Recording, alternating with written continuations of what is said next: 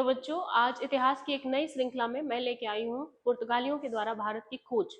जैसा कि आप सभी को पता है कि सबसे पहला भारत में जो विदेशी यात्री पहुंचा, यानी आधुनिक भारत के समय में, वो था वास्को डी गामा।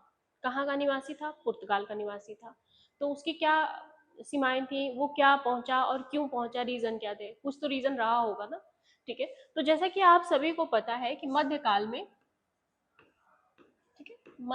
में व्यापार के दो मार्ग थे। कौन कौन से मार्ग थे? एक था फारस की खाड़ी, ठीक है, और दूसरा जो व्यापार होता था वो लाल सागर से होता था। जैसा कि आप सभी को पता है कि किस्तुनतुनिया में जब ईसाइयों का पतन हुआ और अरब के लोगों का प्रभुत्व हुआ, तो व्यापार करना इन लोगों के लिए थोड़ा मुश्किल होने लगा। मुश्किल क्या, पूरी तरह दुर्लभ ही था। तो दुर्लभ जब होने लगा इनके लिए, तो इनके पास दो ऑप्शन था, यानी व्यापार के जो मध्यकाल मार्ग, एक था फारस की खाड़ी और दूसरा था कौन सा? लाल सागर। फारस की खाड़ी के अधीन ईरान, है ना, इराक और जो है देश जो थे वो स्थलीय मार्ग था। ये कौन सा मार्ग था? स्थल मार्ग का व्यापार था। वही अगर हम लोग बात करें लाल सागर की, तो ये था मकदूनिया, ठीक है, यूनान आदि से होकर के, और ये जलीय मार्ग था जो कुहासा के कारण दुर्लभ था। कुहासा घिरे रहता था, तो ये मार्ग थोड़ा दुर्लभ था। तो दिक्कतें आती थी, व्यापार किया कैसे जाए। पुर्तगाल को अपना अस्तित्व भी बचाना था और इन्होंने एक नए मार्ग की खोज तलाश शुरू की। उस खोज में सबसे पहला नाम आता है जॉन द्वितीय का, जो कि पुर्तगाल का शासक होता है। पुर्तगाल का शासक जो था जॉन द्वितीय, वो शुरुआत करता है और शुरुआत करने के क्रम में ये होता है कि वास्को डी गामा को चुना जाता है उनके 170 सहयोगियों के साथ भारत को रवाना करने के लिए। उनके साथ 3 जहाजें भेजी जाती है। एक का नाम रहता है, जो आज के समय में आप सुनते हैं, राफेल, तो प्यूगो राफेल रहती है। दूसरा रहता है ल्यूमो और तीसरी रहती है नेविएटर। 3 जहाजों को चुना जाता है 170 सहयोगियों के साथ। वास्को डी गामा को निकलना रहता है, लेकिन भारत की खोज शुरू होने के पहले ही जॉन द्वितीय का निधन हो जाता है, यानी जो पुर्तगाल का नाविक शासक थे, उनकी डेथ हो जाती है, मौत हो जाती है। तो ये माना जाता है पुर्तगाल में कि भारत एक श्रापित देश है, जिसके कारण जो है हमारा राजा मर गया। तो कुछ दिनों तक ये खोज जो है शांत हो जाती है। लेकिन जैसे ही वहां के शासक जॉन द्वितीय का एक बेटा रहता है, उसका नाम रहता है इमैनुअल। इमैनुअल अपनी गद्दी को संभालते हैं, तो फिर से भारत की खोज के लिए जारी हो जाता है। तो हम लोग इसको थोड़ा सा मैप से समझने का प्रयास करेंगे। जैसे सपोज मान लीजिए कि ये कौन सा महादेश है, बीच में आप लोग को दिख रहा होगा, ये है अफ्रीका, ठीक है। ये कौन सा महादेश है? अफ्रीका महादेश है, ठीक है। इसके जस्ट ऊपर है यूरोप, ठीक है। ये क्या है? ये है पूरा यूरोप, ठीक है। और यहाँ पे ये वाला जो हिस्सा आप देख रहे हैं ना, ये था पुर्तगाल, ठीक है, ये है पुर्तगाल। और यहीं पे एक शहर था जिसका नाम था लिस्बन, जो अभी भी है। यहीं का नाविक थे वास्को डी गामा। ये वाला जो लोकेशन आप देख रहे हो ना, ये है क्या? ये है मेडागास्कर, ठीक है। यहाँ पे एक पोर्ट है या जमीन है या भूमि है, जो भी कह सकते हैं, इसका नाम रहता है मालिंद, जो अभी भी है। और यहाँ पे हम लोग देखेंगे, जैसे कि इंडिया की मैप बनाने की एक विधि हम आपको सिखा देते हैं, जो आसानी से आप कभी भी ड्रॉ कर सकते हैं। जैसे मान लीजिए एम बना लीजिए, यहाँ पे बना लीजिए एक जे, यहाँ पे बना लीजिए वी, और यहाँ पे बना लीजिए के, ठीक है। अब देखिए, अब हम लोग स्केचिंग करेंगे,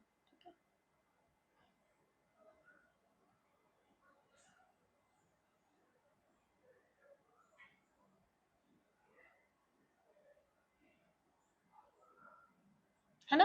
ये है अपना भारत, और भारत का ये वाला जो तट आप देख रहे हैं ना, ये है केरल का कालीकट। कौन सा? केरल का कालीकट,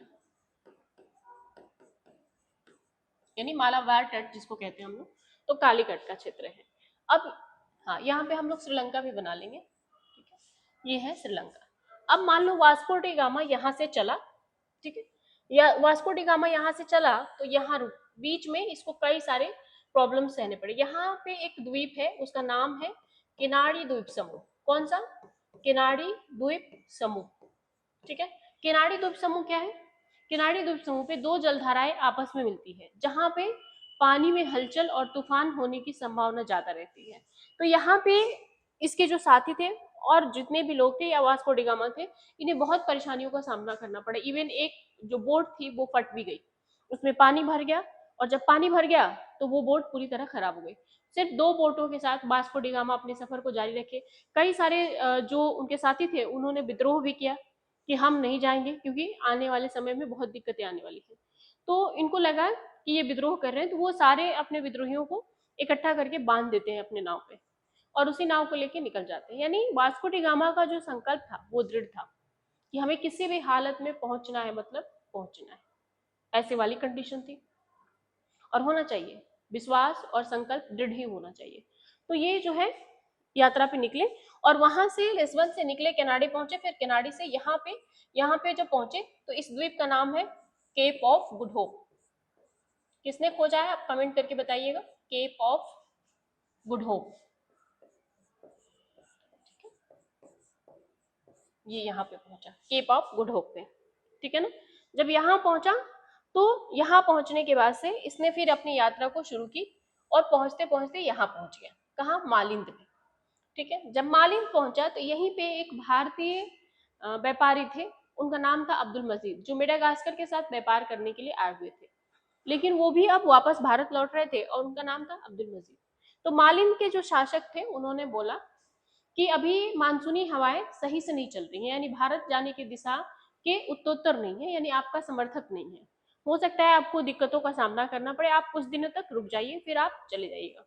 तो वास्को डी गामा कुछ समय तक यहाँ रुकते हैं, ठीक है, 19 दिन तक रुकते, और 19 दिन के बाद एक नाविक आकर के बताता है कि अब हवाएं बिल्कुल सरल और सुचारू तरीके से चल रही हैं, अब हम लोग भारत की यात्रा कर सकते हैं, ठीक है। तो यहाँ से फिर वो अब्दुल मजीद की सहायता से उनके साथ कहाँ पहुंचते हैं, कालीकट, ठीक है।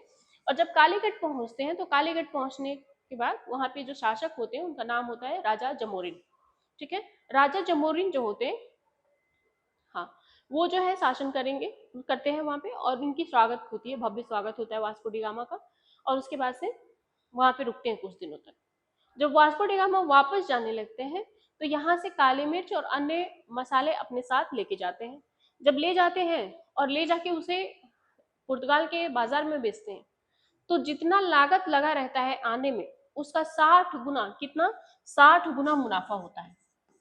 मतलब आप समझ रहे हैं, अगर आने में 10 रुपया खर्च हुआ है तो यहाँ से जो प्रोडक्ट ले गए उसमें 60 रुपया का फायदा हुआ। पुर्तगाल को लग जाता है कि इस देश के साथ व्यापार करना चाहिए, और उसी क्रम में जो है कई सारे ये आएंगे। जो सबसे महत्वपूर्ण जो आएगा वायसराय बन के अल्मीडा, जिसने ब्लू वाटर पॉलिसी को लागू किया। अल्मीडा आएगा 1505 में, हालांकि 1503 में ही पहली फैक्ट्री जो है वो कोच्चि में स्थापित हो चुकी थी, लेकिन 1505 में जब आएगा वायसराय बन के अल्मीडा तो उसने ब्लू वाटर पॉलिसी लागू किया। और ब्लू वाटर पॉलिसी क्या है, हाँ, ब्लू वाटर पॉलिसी एक ऐसी जल नीति जिसको कहा जाता है जिसमें आप जल के रास्ते अगर व्यापार करते हैं तो टैक्स देना होगा, ठीक है। हालांकि ये व्यवस्था बाद में जाकर के सुचारू रूप से चला। फिर उसके बाद अल्फांसो द अबुलकर का आएगा जो कि हारमुज वगैरह पर भी नियंत्रण कर लेगा। वही हारमुज जो आज सुर्खियों में बना हुआ है, ईरान कह रहा है कि हम इसे ब्लॉक कर देंगे, है ना। तो ये भारतीय इतिहास का एक ऐसा पन्ना है जो आप मैप से समझो तो मुझे लगता है कि आई थिंक आपको क्लियर हो गया होगा। फिर अगले इसमें सीरीज में मैं आपके लिए लेके आऊंगी कि डच भारत क्यों और कैसे आए थे। तब तक आप अपना ख्याल रखें और पढ़ाई करते रहे। Thank you class.